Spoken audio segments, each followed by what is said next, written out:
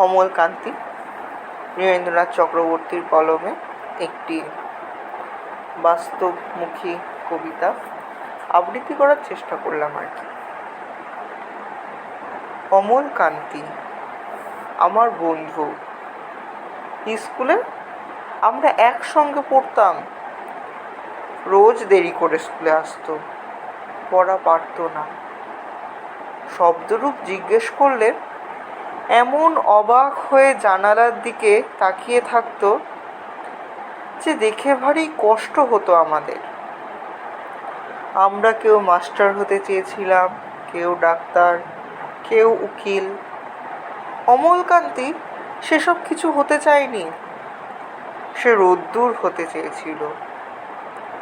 ক্ষান্ত বর্ষণ, কাক ডাকা বিকেলে সেই লাজুক রোদ্দুর। আম আর জামরুদের পাতায় যে নাকি অল্প একটু হাসির মতো লেগে থাকে। আমরা কেউ মাস্টার হয়েছি, কেউ ডাক্তার, কেউ উকিল।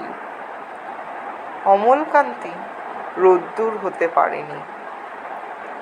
সে এখন অন্ধকার একটা ছাপাখানায় কাজ করে। মাঝে মধ্যে আমার সঙ্গে দেখা করতে আসে, চা খায়, এটা ওটা গল্প করে। তারপর বলে, উঠি তাহলে। আমি ওকে দরজা পর্যন্ত এগিয়ে দিয়ে আসি। আমাদের মধ্যে যে এখন মাস্টারি করে, অনায়াসে সে ডাক্তার হতে পারত।